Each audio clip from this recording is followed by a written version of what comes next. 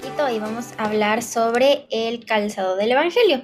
Y esa partecita de la armadura la tenemos en Efesios 6:15. Dice, y calzados los pies con el apresto del Evangelio de la paz. Bueno, antes de leerles otras versiones que me parecieron súper chéveres, quería mencionar que, bueno, ya vimos el cinturón de la verdad, vimos la coraza de la justicia, entonces ya estamos como un poco preparados, digamos, todavía no tenemos como todo el panorama completo, pero ya vamos preparándonos, ¿no? Y ya tenemos la verdad.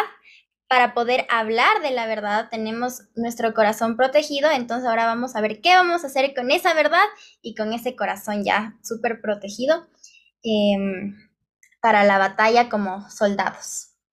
En la nueva versión internacional dice, y calzados con la disposición para proclamar el Evangelio de la paz. Y en la Dios habla hoy dice, estén siempre listos para salir a anunciar el mensaje de la paz. Entonces, es disponernos. ¿Qué significa disponerse? Disponerse es estar preparado para algo, tener la voluntad de hacerlo. Entonces, con este calzado, con nuestros pies, vamos a tomar una posición de tener la voluntad de ir y predicar el Evangelio. Entonces, ahora vamos a ver qué es el Evangelio. En griego, la palabra evangelio pertenece a la G2089, que se pronuncia euangelion, y significa la buena noticia. Pero en el contexto bíblico podemos entender que no es solo una buena noticia, sino que en Marcos 1:1 nos dice principio del Evangelio de Jesucristo, Hijo de Dios. Entonces, ¿qué es el Evangelio para nosotros? No es solo una buena noticia cualquiera, sino es la excelentísima noticia de la venida de Jesús, de toda su obra, de su sacrificio, de su resurrección. Todo esto viene incluido en la palabra evangelio. Y eso es lo que nosotros estamos llamados como soldados a llevarlo con nuestros pies. Entonces, vamos a ver aquí por qué es el evangelio de la paz, porque nos dice el versículo, si se acuerdan, y calzados los pies con el apresto del evangelio de la paz. En Juan 13:33 dice, estas cosas os he hablado para que en mí tengáis paz. En el mundo tendréis aflicción, pero confiad, yo he vencido al mundo. Entonces, ¿cómo venció Jesús al mundo? Por medio de su sacrificio. Y por medio de su sacrificio podemos tener paz. Ese no es el único ejemplo que nos da la Biblia con respecto a eso, sino que también en Juan 14:27 dice, la paz os dejo, mi paz os doy. Yo no os la doy como el mundo la da. No se turbe vuestro corazón ni tenga miedo. Entonces, Jesús, antes de ir al Padre, les dice a sus discípulos, yo les voy a entregar esta paz. Y es la paz que él vino trayendo, porque también la Biblia nos dice en Isaías 9:6, porque un niño nos es nacido, hijo nos es dado, y el principado sobre su hombro, y se llamará su nombre admirable, consejero, Dios fuerte, Padre eterno, príncipe de paz. Entonces, desde que Jesús pisó esta tierra, ya nos fue diciendo, yo soy paz, y les voy a entregar esa paz que soy. Entonces, también como soldados tenemos como esta obligación de hacerlo, ¿no? Es un mandato de Dios ir y predicar el Evangelio. Nosotros sabemos que los soldados siempre tienen como instrucciones, ¿no es cierto? Entonces, esta es la nuestra. La instrucción que nosotros se nos ha dado como soldados es vayan y prediquen el Evangelio. Y tenemos esto en Marcos 16:15. Dice, y les dijo, id por todo el mundo y predicad el Evangelio a toda criatura. Entonces, primero dice id. O sea, no les dice, bueno, si quieren, pueden ir así. O sea, opción. No, es id. Vayan por todo el mundo y a toda criatura. No hay excepción. Tenemos que, además, ese id no es solo de como una orden, un mandato, sino es también, como habíamos visto, que tiene una implicación de avanzar, de caminar. Y por eso también tenemos esta comparación con el calzado del Evangelio, porque es un movernos, un avanzar a hacerlo, no quedarnos estáticos en un mismo lugar y así ya que solito el evangelio se vaya predicando. No, nosotros tenemos que esforzarnos por hacerlo.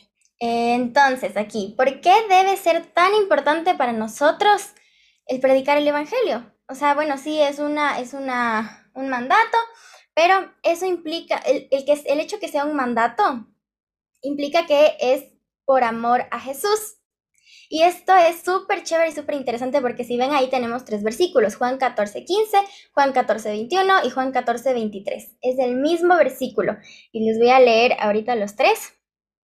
En el 15 dice, si me amáis, guardad mis mandamientos. El 21 dice, el que tiene mis mandamientos y los guarda, ese es el que me ama. Y el que me ama será amado por mi Padre y yo le amaré y me manifestaré a él. Y el 23 dice, respondió Jesús y le dijo, el que me ama, mi palabra guardará, y mi Padre le amará y vendremos a él y haremos morada con él. 3 veces el Señor nos dice, en una sola parte de la Biblia nos dice, si me aman, van a guardar mi palabra, van a guardar mis mandamientos. ¿Y qué vimos antes? Que llevar el evangelio es un mandamiento. Entonces tenemos que hacerlo porque amamos a Jesús con todo nuestro corazón. Ese es el primer punto del por qué lo tenemos que hacer. Y ya debería ser suficiente eso, pero también tenemos otra razón por la que tenemos que hacerlo y es por amor al prójimo. En este caso tenemos a Mateo 22:39, que dice, Mateo 22:39 es el versículo que dice que uno de los mandamientos es amarás a tu prójimo como a ti mismo. Y en Marcos 16:15 tenemos que dice, el que creyere y fuere bautizado será salvo, mas el que no creyere será condenado. Si nosotros sabemos que el que no cree será condenado, ¿por qué no le vamos a hablar del evangelio para que no sea condenado? Entonces, bueno, como nos decía el Gabe también alguna vez, que cuánto debemos odiar a alguien para no hablarle de Jesús, para no hablarle del evangelio. O sea, es como, no podemos dejar que nuestro prójimo se pierda y nosotros tenemos esa verdad que ya hemos visto con el cinturón bien puesto, tenemos esa verdad y tenemos que ir a compartirla, no podemos quedarnos con la verdad guardada. Ok, entonces, pero también para predicar el evangelio necesitamos tener poder. ¿Y de dónde vamos a sacar ese poder? En Hechos 1:8 dice, pero recibiréis poder cuando haya venido sobre vosotros el Espíritu Santo, y me seréis testigos en Jerusalén, en toda Judea, en Samaria y hasta lo último de la tierra. ¿Qué significa ser testigo según la Real Academia de la Lengua? Es una persona que presencia o adquiere directo y verdadero conocimiento de algo. Nosotros no pudimos presenciar lo que Jesús hizo, pero sí podemos adquirir un directo y verdadero conocimiento de algo a través de nuestra fe.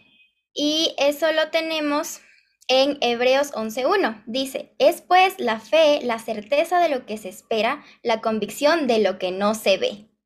Nosotros no pudimos ver, pero tenemos fe. Y en eso se basan nuestras convicciones. Entonces, sí tenemos certeza, estamos 100% seguros de que Jesús vino, de que murió en esa cruz, de que pagó por nuestros pecados, de que resucitó y de que nos trajo un mensaje increíble.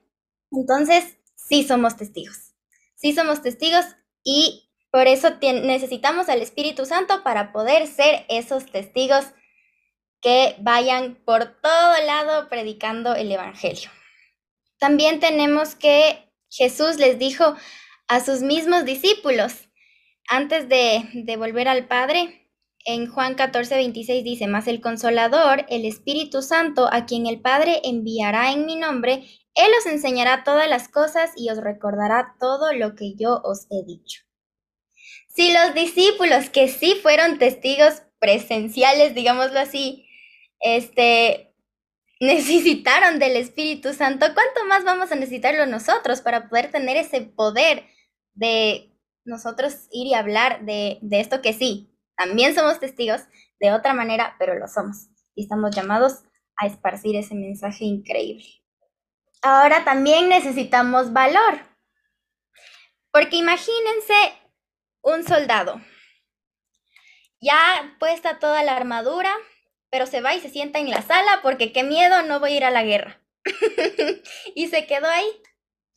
no podemos permitir que eso suceda porque somos soldados y eso es lo que estamos viendo. O sea, si somos soldados, necesitamos tener ese valor, esa valentía. Un soldado se arma de valor y, ok, ya tengo mi protección, tengo mis armas y todo y voy a salir a cumplir mi misión. No puedo tener la protección y quedarme sin hacer nada. Tenemos que llenarnos de valor. ¿Y dónde encontramos ese valor? En 2 Timoteo 1:7 dice, porque no nos ha dado Dios espíritu de cobardía, sino de poder, de amor y de dominio propio.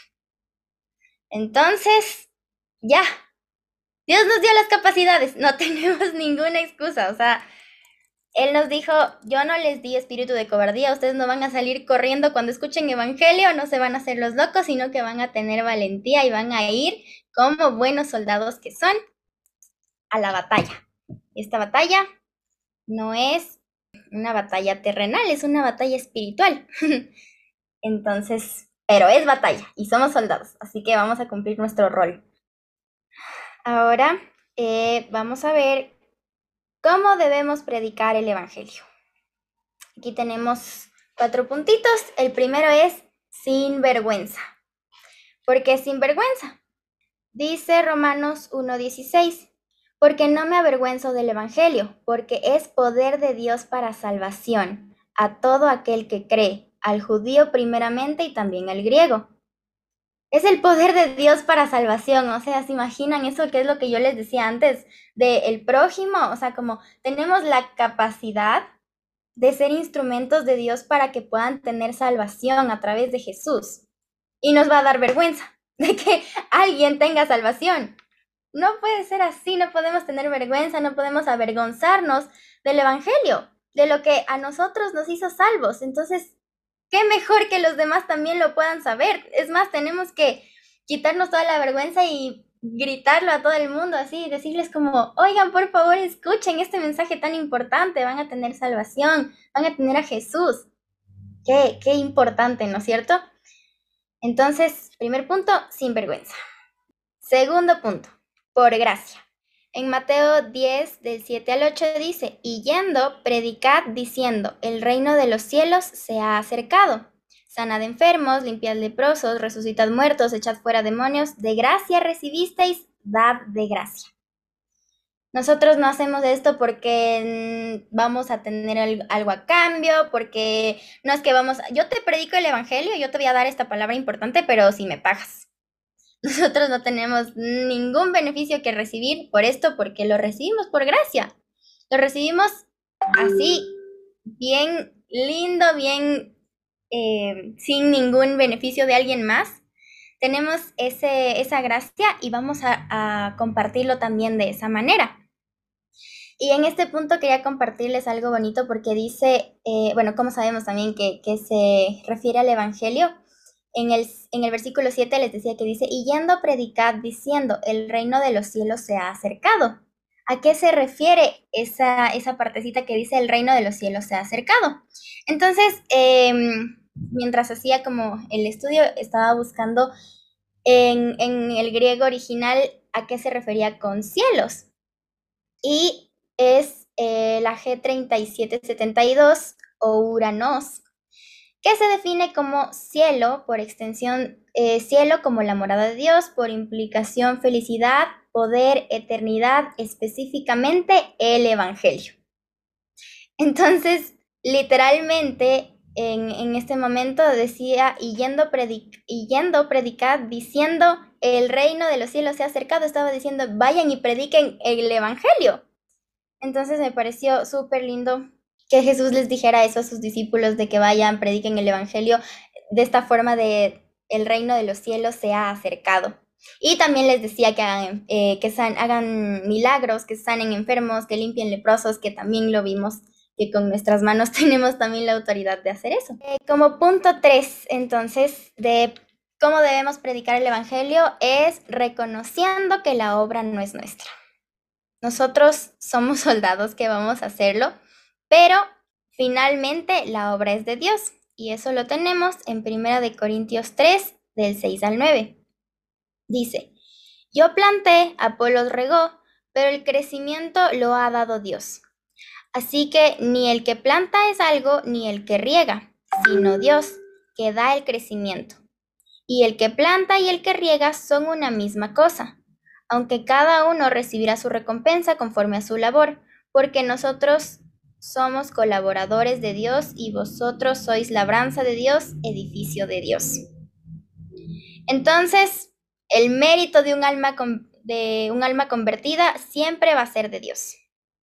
Nosotros vamos a hacer como nuestra parte como soldados, pero siempre el Señor va a ser quien se lleve todo el mérito de un corazón convertido, de un corazón que escuche el Evangelio, lo acepte y que reciba a Jesús en su corazón, que es el fin más importante. Y bueno, como somos instrumentos, bueno, muchas veces, como no tenemos todo digamos, Dios es el que hace toda la obra, nosotros no nos podemos desanimar tampoco si es que somos rechazados, porque el Señor se va a encargar de tocar el corazón de las personas. Entonces aquí vemos el punto número 4, que no siempre será fácil. Muchas veces la gente no va a querer escuchar, nos van a decir que estamos locos y cosas así, porque la gente no siempre va a estar dispuesta. Pero eso no tiene que ser un impedimento para nosotros. En Salmos 126:6 dice: irá andando y llorando el que lleva la preciosa semilla, mas volverá a venir con regocijo trayendo sus gavillas. Andando, andando primero con ese calzado del Evangelio y llorando. ¿Por qué? Porque va a ser complicado muchas veces, porque la preciosa semilla se refiere al Evangelio, pero volverá a venir con regocijo trayendo sus gavillas.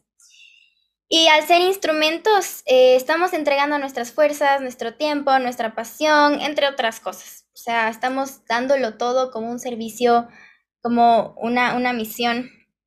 Los soldados en realidad cuando van al ejército, van a la guerra, lo entregan todo, dejan su familia, dejan todo y van a cumplir esa misión. Y eso es lo que vamos a hacer nosotros, vamos a dejar, vamos a darlo todo en esta misión.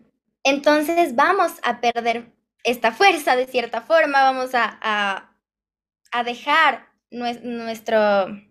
toda nuestra esencia en esta misión. Y por eso nosotros necesitamos recargarnos de alguna manera, porque somos humanos, somos limitados.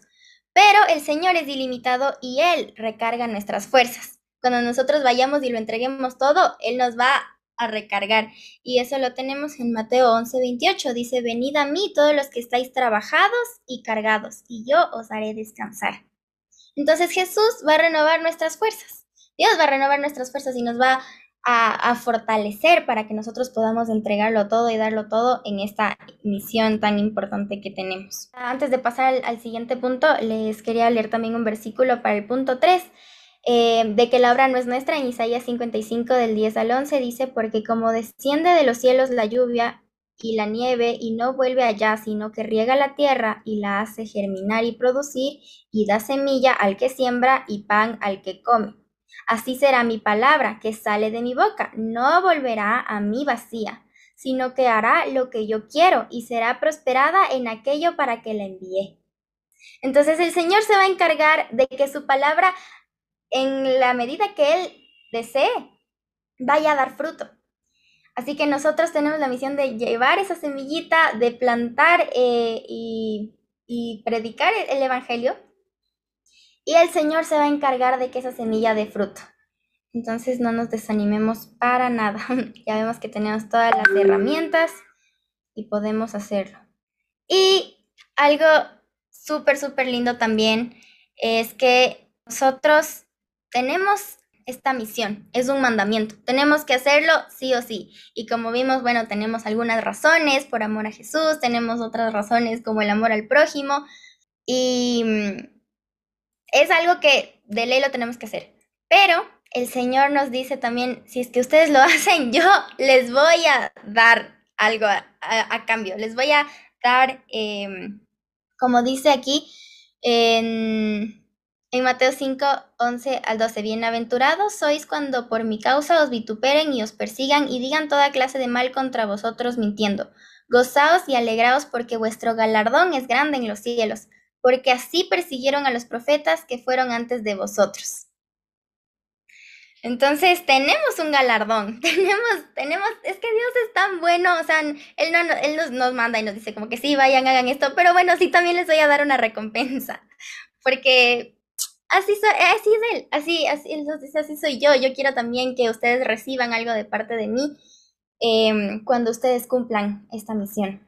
En 2 de Timoteo 2:3, que es el versículo base que estamos usando para esta serie, en el 3 dice, toma tu parte en los sufrimientos como un buen soldado de Cristo Jesús. Entonces sí vamos a sufrir, pero vamos a tener estas recompensas.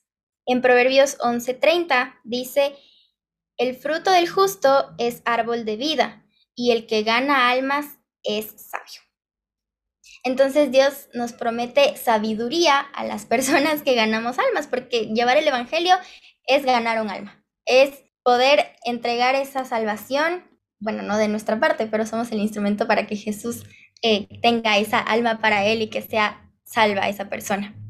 Y en 1 Corintios 15:58 dice, así que hermanos míos amados, estad firmes y constantes, creciendo en la obra del Señor, siempre, sabiendo que vuestro trabajo en el Señor no es en vano.